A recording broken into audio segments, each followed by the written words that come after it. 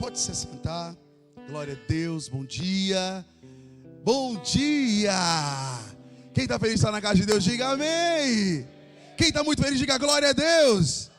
Fala para o seu irmão assim, bom dia. Depois você me convida para almoçar na sua casa, amém? Vai ter uma picanha lá, irei almoçar com você hoje, né? Fala aí para o seu irmão, vou almoçar na sua casa hoje, né? Vai ter uma picanha aí para nós, então vai ser um tempo maravilhoso, né? Quem crê nisso aí, diga um amém bem forte. Glória a Deus. Queridos, eu quero trazer uma mensagem para o seu coração. Eu sei que eu estou trabalhando com você, né? Os profetas menores, mas hoje eu quero trazer algo um assunto muito atual, que eu acredito que vai ajudar muito você, né? Quero abrir que você abra comigo em 1 Reis, capítulo 18. 1 Reis, capítulo 18, versículo 16. Aqui fala de um homem chamado Elias. Elias, o homem de Deus, o homem que caminhava com Deus, o homem que andava com Deus. Elias viveu várias experiências com Deus. Imagina um homem que tinha um acesso a Deus, era Elias. Elias era um homem muito perto de Deus. Tanto é que Elias orava e haveria um movimento na terra, né? Quando Elias pedia para Deus algo, alguma coisa acontecia na terra. Era impressionante. O acesso que Elias tinha aos céus era muito grande. E você vai perceber nesse texto uma experiência que esse homem teve com Deus, que modificou a vida dele. E foi algo que marcou a vida de Elias. Irmãos, a gente tem uma caminhada com Deus, uma vida com Deus. Às vezes você pode pensar assim, não é tanto como eu deveria, mas você tem. Deus está na sua vida. Quem crê que Deus está na sua vida aí, diga amém. Deus está na sua vida, Deus anda com você. Só que existem algumas coisas que nós não estamos isentos, que é da frustração e da decepção. Fala para o seu irmão assim, ninguém está isento da decepção e da frustração. São duas coisas que fazem parte, né, da vida com Deus. São muito similares, mas são coisas totalmente diferentes. Porque a frustração é algo que está marcado com a expectativa que você tem de algo. Algo que não deu certo, uma oração não respondida, o não de Deus. Às vezes alguma fatalidade na vida financeira. Às vezes você tinha expectativa de um negócio, de um agendamento nos seus negócios, e o cliente foi lá e desmarcou, você estava contando com aquele recurso. Às vezes você tem uma frustração, porque você tinha uma meta, um sonho, e ainda não aconteceu. A gente se culpa muito nesse ciclo da frustração. Aonde eu errei, a culpa é minha, a responsabilidade é minha, e fica aquela coisa tudo marcando a nossa alma. Tem muita gente que vive debaixo do jugo da frustração e não sabe lidar. O problema não é se frustrar, o problema é como você lidar com a frustração. A decepção é o sentimento de quando você é marcado por alguém. Uma pessoa te decepcionou, uma liderança te decepcionou, no trabalho você foi decepcionado pelo seu chefe, pela sua esposa, pelo seu marido. E quando a decepção chega, o nosso coração ele fica resistente, principalmente ao outro. A gente começa a viver um mundo, né, daquelas dores que vão nos fazendo lembrar tudo aquilo que a gente já viveu. E mais uma vez alguém me decepcionou. Com isso eu vou criando barreiras de relação, eu vou criando resistência para ter amizades, conexões com as pessoas, porque eu tenho medo de me decepcionar de novo. A frustração e a decepção, elas têm uma coisa em comum, o ser humano. E dentro dessa ação, ele vai construindo dentro de nós uma coisa chamada batalha invisível da nossa mente. As batalhas da nossa mente, elas passam muito pela frustração e pela decepção. Porque são coisas que a gente aparece assim, eu sei lidar e está tudo bem. Mentira. Porque quando chega, a gente não sabe como reagir. Ou a gente reage demais, explodindo demais, ou a gente tenta fugir de alguma forma. Por exemplo, é quando vem os golpes da vida e a gente não consegue lidar. Então ou a gente fica frustrado, decepcionado, Uma delas é, a frustração ela vem porque você coloca assim, eu vou na igreja, eu oro, eu peço para Deus, e Deus ainda permite isso comigo. Não faz sentido. Mas em vez de você perguntar, por que Deus permitiu isso para você? Por que você não volta e fala assim, Deus, o que o Senhor quer me ensinar com isso? A gente fica birrento. A gente reage de uma maneira mimada com Deus. Eu não concordo, não é assim. E isso vai trazendo distanciamento entre o homem e Deus. Quando a gente fica no silêncio. Você já viu que tem pessoas que, quando ela é marcada pela frustração e pela decepção, ela fica no silêncio. A cabeça dela fica um redemoinho, porque fica trilhões de pensamentos passando. Aí você vai falar uma palavra para ela, é pá, pum, pá. Você fala, nossa, grosso. O problema é que ela está tentando lidar com certas situações que ela mesma não está conseguindo lidar.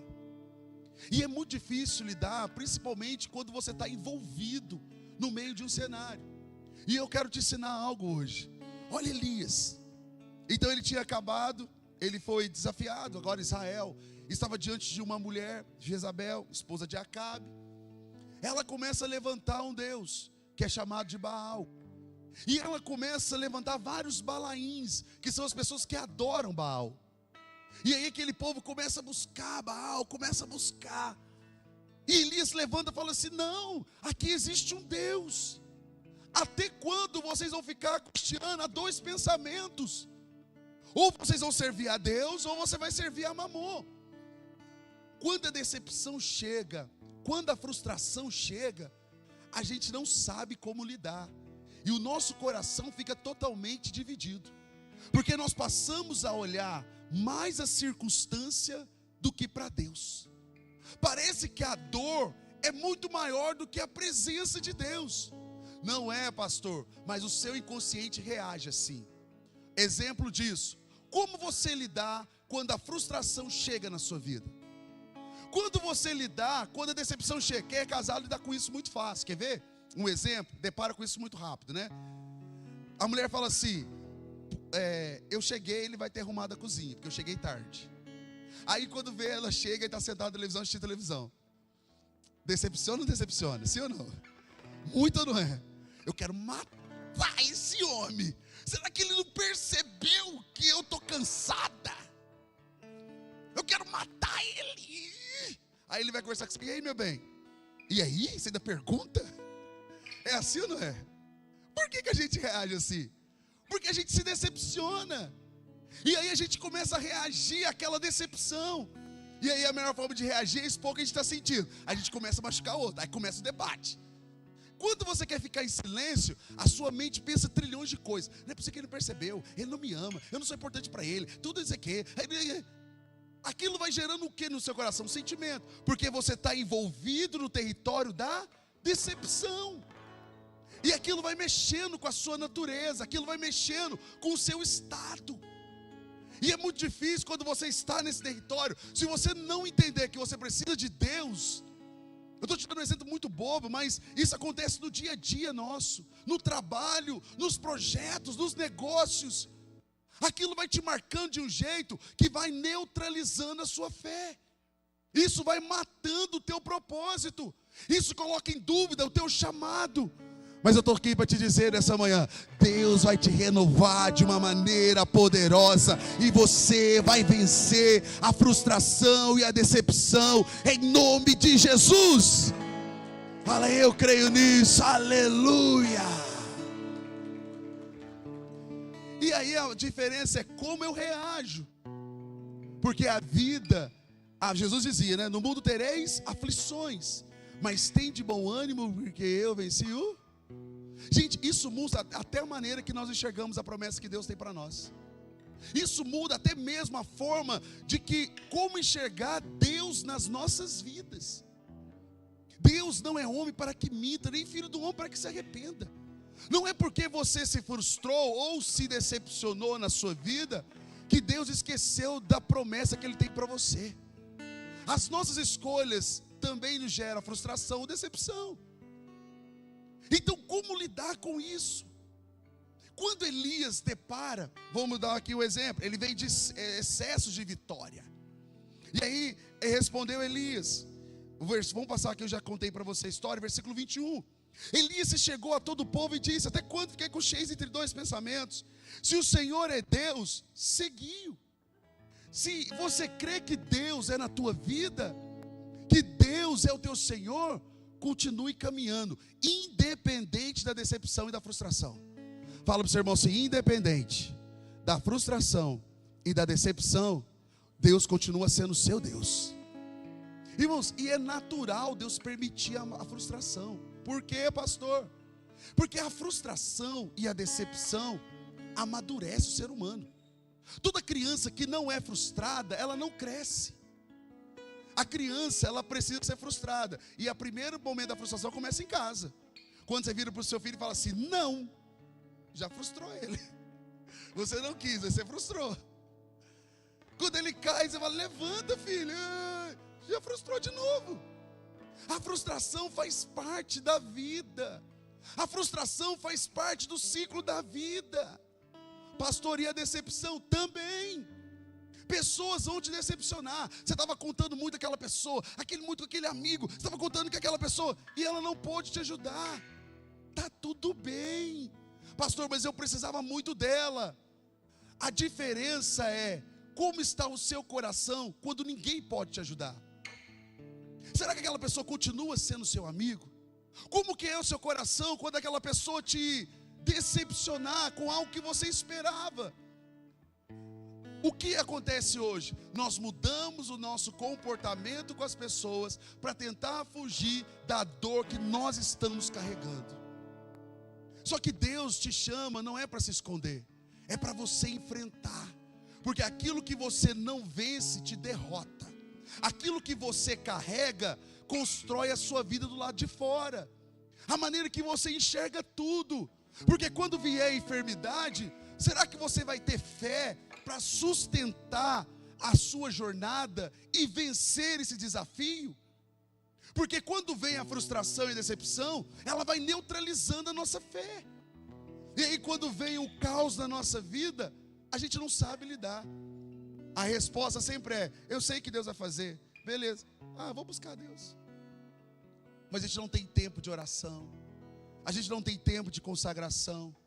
A gente declara com os lábios, mas o nosso coração está muito distante de Deus.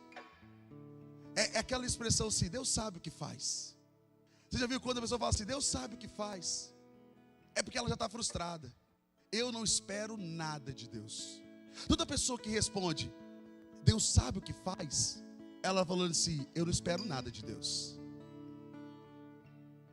Fala para o seu irmão assim: meu Deus, Deus sabe o que faz, porque eu não quero me decepcionar, eu não quero me frustrar, eu não quero criar uma expectativa que Deus vai fazer algo e Deus não fazer. Tem uma música que fala, né? Vocês cantam muito ela. Se Deus fizer, Ele é Deus. Se não fizer, Ele é Deus. Se a porta abrir, Ele é Deus. Mas se fechar, continua sendo Deus. Se a doença vier, Ele é Deus. Se curado for, Ele é Deus. Se tudo der certo, Ele é Deus. Mas se não der, aqui não muda a figura dele, mas a circunstância transforma a vida do homem. Presta atenção. A música fala: Ele é. Então a minha decepção e a sua, ou a nossa decepção com Ele, não muda quem Ele é, porque Deus é imutável. Você está entendendo? Deus é imutável. Mas a situação muda quem eu sou. A circunstância muda a minha condição. Aí que está o problema. Como não permitir que essa situação transforme a minha realidade? Aí ele continua a música: não adoro pelo que ele faz, eu adoro pelo que ele é. Haja o que houver, sempre será Deus. Aí ele fala: não é a circunstância que me faz adorar. Aqui é uma chave, porque ele está falando do nível de confiança e de relacionamento do homem com Deus. Aqui o homem entendeu-se, independente da decepção e da frustração, o Senhor é e eu sou com o Senhor. Agora é a terra, terra e céu. Eu, independente do que eu passo, isso não vai neutralizar a minha identidade e o meu propósito. Porque a maior dificuldade é saber lidar com isso. Por isso que a gente tem mudado as condições. É difícil perdoar, é difícil relacionar, é difícil conviver, porque eu não sei lidar com as decepções.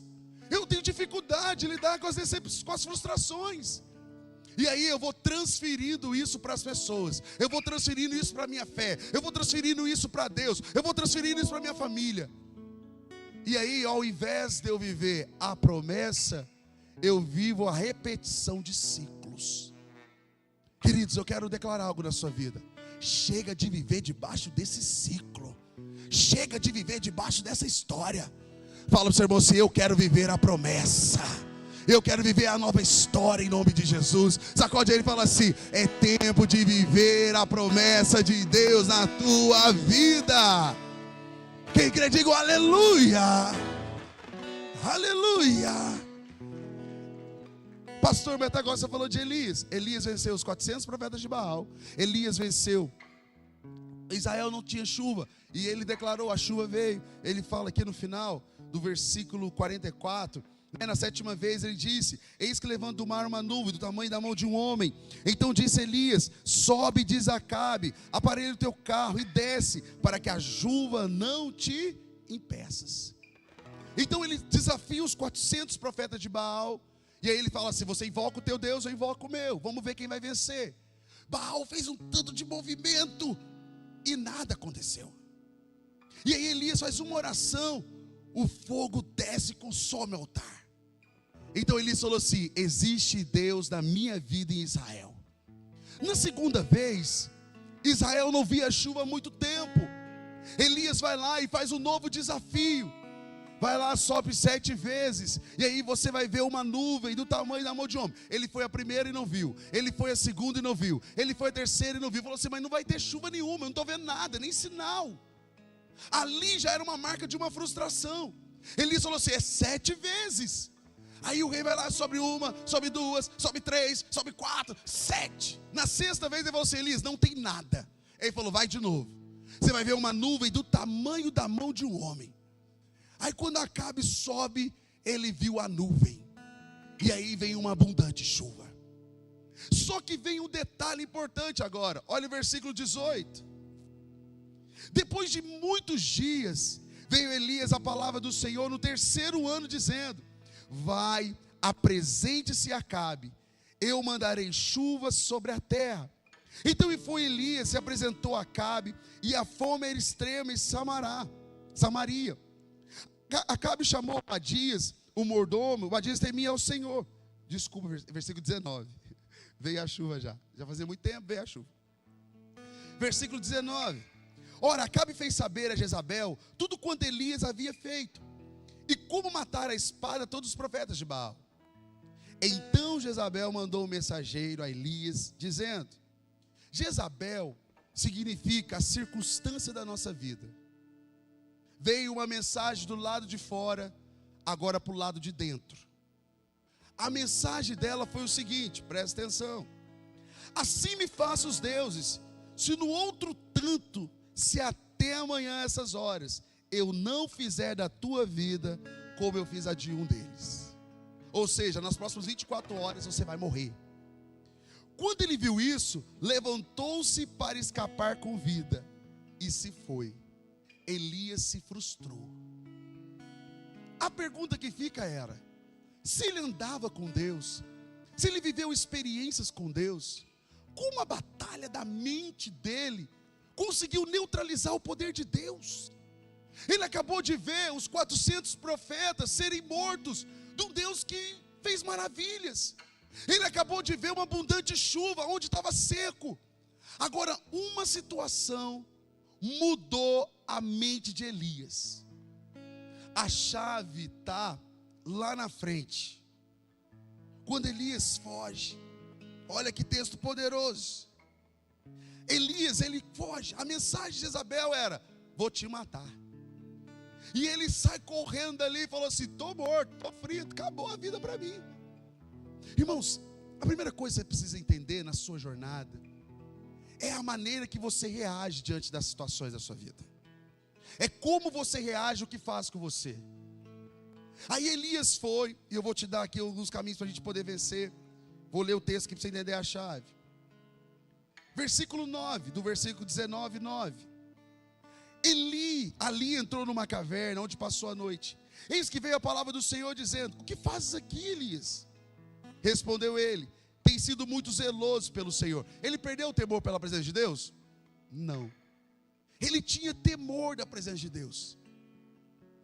Mas por que a decepção e a frustração entrou no coração de Elias? Vai entendendo? Porque os filhos de Israel deixaram o teu pacto, derrubaram os teus altares e mataram os teus profetas à espada.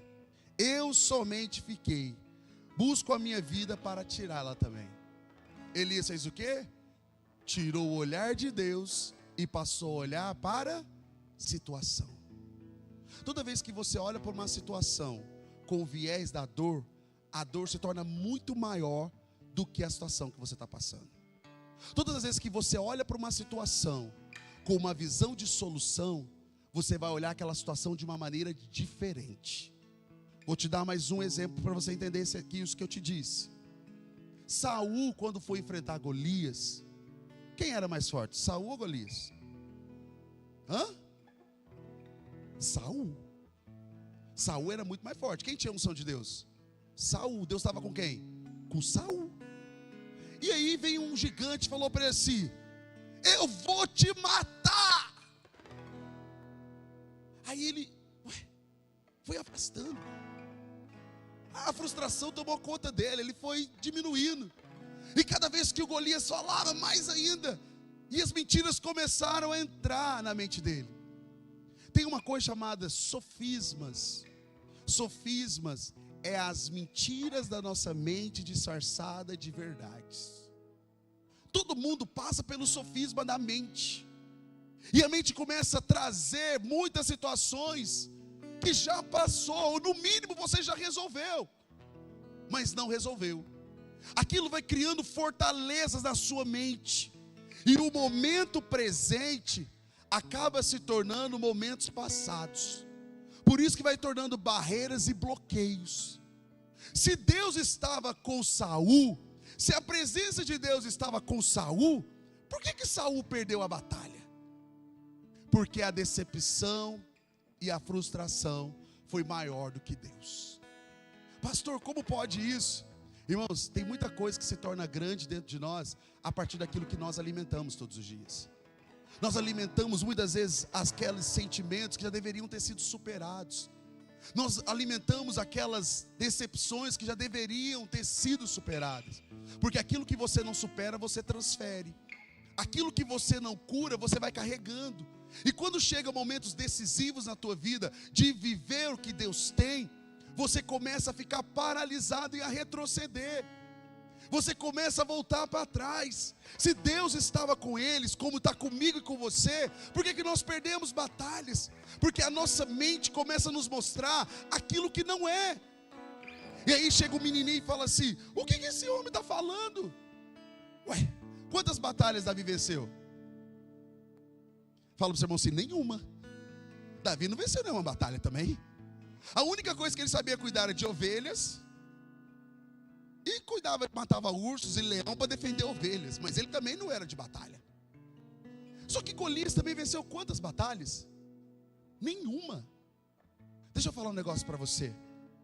Essas mentiras que se constroem na nossa mente são armadilhas para destruir um propósito claro e uma promessa clara que Deus já estabeleceu para nós. Você está no lugar da tua oração. Tudo que você está vivendo hoje foi com o dia que você orou para Deus estabelecer. Quem crê comigo, diga amém. Você orou e Deus te abençoou. Por que no lugar da bênção a nossa mente fica turbilhão? Eu fico reclamando, eu quero abandonar, eu quero deixar. Porque as mentiras se tornaram verdades na sua vida. Mas hoje, em nome de Jesus, Deus vai quebrar esses gatilhos, vai quebrar essas barreiras, vai quebrar esse gigante e vai transformar numa história de milagre, de promessas realizadas e de um novo tempo, em nome de Jesus. Aleluia! Se você quer dar uma salva de palmas para Deus, fala: eu creio. Eu creio. E aí o que aconteceu com Saul? Perdeu a batalha. Aí Davi falou assim: eu vou te ensinar. A primeira coisa que Davi invoca é o quê? O Deus que ele tinha no secreto. Porque não adianta você querer vencer batalhas fora se você não tem relacionamento com Deus no secreto. Eu te ensinei antes. Se Deus fizer, Ele é Deus. Não adoro pelo que Ele faz, eu adoro por quem Ele é. Aquilo que eu exalo é aquilo que eu tenho.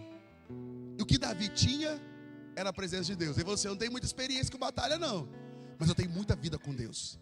Por isso que a vida com Deus é muito importante para a jornada cristã. Uma vida de oração, uma vida de situações. Você pode ter sido ferido pela decepção, você pode ter sido marcado pela frustração, pode. Nós não estamos isentos disso, mas você pode reagir. A primeira coisa que eu quero te ensinar: toda pessoa que quer vencer a frustração e a decepção, ela tem uma vida diária com Deus. Porque toda pessoa que tem uma vida diária com Deus, ela não é moldada pela situação, ela é preenchida pela presença de Deus. Por isso Davi falou assim: Paulo diz, né? Não vos embriagueis com vinho que traz solução, mas enchei-vos do Espírito Santo de Deus. Me ajuda aí, fala para o seu irmão assim: meu irmão, você não precisa ser cheio da decepção e nem da frustração. Você só precisa ser cheio do Espírito Santo de Deus. É a primeira coisa, cheio do Espírito Santo de Deus. Ser cheio do Espírito Santo. E aí, quando você chegar lá, diante da decepção, seu marido não colocou a toalha de novo, aí vem a bondade do Espírito Santo. És fiel em todo tempo. Em todo tempo tu és tão bom. Ué, eu tenho um marido que eu pedi para Deus. É isso?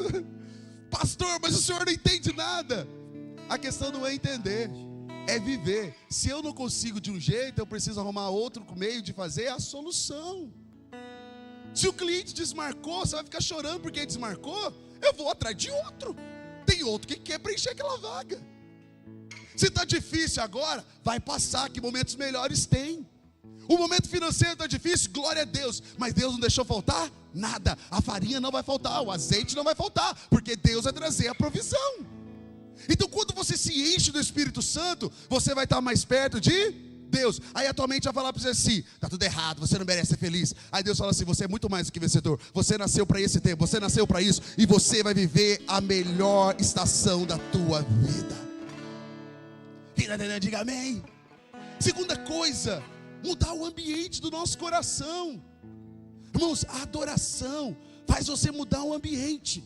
Não adoro pelo que Ele faz, eu adoro pelo que Ele é. Haja o que houver, sempre será Deus. Por que a gente adora? Deixa eu te ensinar uma coisa. Levanta suas mãos, não é protocolo. Levantar as mãos e adoração chama-se rendido. Eu estou desarmado. Por isso que nós levantamos a mão para Deus e falamos assim: Deus, eu estou rendido. Você viu que quando a polícia vai abordar alguém, ela fala assim: levanta a mão. Estou rendido, não tem nada. Deus, quando te chama para esse processo, Ele está falando para você assim: se rende. Você não tem que ficar armado com nada. Só que a dor da frustração, decepção faz o que com a gente? Nos deixa armado. E a gente armado começa a gerar um tanto de bloqueio. Se você está no território e sendo alimentado pela dor, a tua mente está no meio de uma batalha terrível. E pá. Mas se você está nesse ambiente adorando, você está sendo edificado.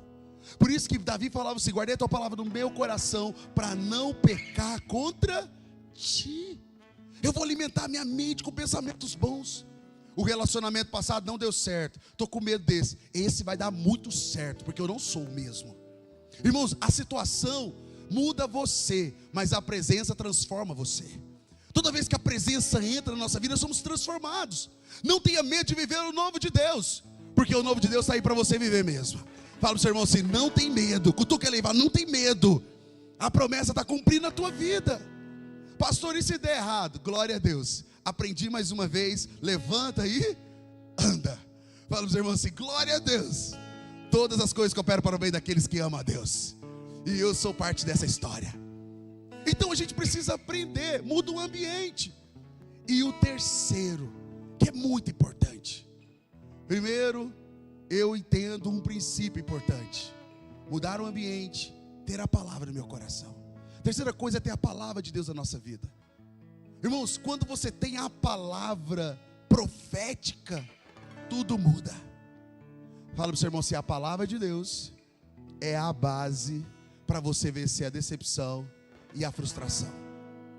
A sua mente vai te levar para onde? Para lá. A palavra te leva para onde? Para cá. Então o conflito ainda fica dentro do homem. Mas você vai acreditar em você ou na palavra? Elias, quando acreditou nele, o que ele fez? Fugiu. Ele fugiu porque todo mundo morreu, eu sou o próximo. O problema é que a gente quer comparar nossa vida com os outros. Irmãos, o que o outro viveu não é o que você vai viver. Por isso que o tempo de comparação tem consumido a fé de muita gente. Cada um tem um tempo e uma estação. Ah, minha amiga está namorando e eu não. Por que você tem que namorar? É seu momento de namorar? Não, tudo bem. Seja um amigo deles. A gente quer mudar tudo, porque alguém tem, eu não tenho. O irmão tem carro, eu não tenho. Glória a Deus. Então pede carona e anda no carro dele. É brincadeira, só para você entender. Está tudo bem, o seu momento. Só que a sua hora também vai chegar. E quando chegar, você também vai ser abençoador da vida dele, amém, queridos? Então a palavra de Deus sempre vai te apontar para o futuro e para Deus. A sua mente enganosa vai sempre voltar para o passado, para a desistência, para o estresse e para a briga. Fala do seu irmão assim: foge disso, corre disso, coloca pensamentos bons, porque se o pensamento for bom, todo o seu olhar será bom, terá luz. Por isso que a palavra precisa entrar no nosso coração, precisa entrar na nossa vida. Em vez de você chegar na tua casa todos os dias, brigar com o seu marido por causa disso, ou com a sua esposa, você vai levantar a mão e falar assim: és fiel em todo tempo. Mulher, que é isso? Vem ajudar a lavar a louça. Juntos somos mais fortes, em nome de Jesus. Não é querer esganar ele não. Mas pastor, eu não sou espiritual todo dia. Tudo bem, mas a vida tem que ser mais leve. Não adianta eu querer levar uma vida mais complicada do que já existe. E a presença de Deus veio para deixar a sua vida muito mais leve. Senhor, na nossa terra, eu quero liberar uma palavra sobre a tua vida. Chegou o tempo de você vencer a frustração, a decepção, para viver as promessas antigas que Deus já tem para a sua vida. Em nome de Jesus, vai cumprir cada promessa, vai cumprir cada projeto, vai cumprir cada sonho. Deus é fiel para realizar infinitamente mais. Se você crê, diga aleluia. Fala para o seu irmão assim: chegou a hora de mudar tudo. Sai desse ambiente. Tem gente que, eu vou fechar por aqui, de outro dia a gente continua, que só sabe falar a mesma coisa. E é interessante que toda pessoa que fala a mesma coisa é porque ela não conseguiu superar aquilo dentro dela ainda.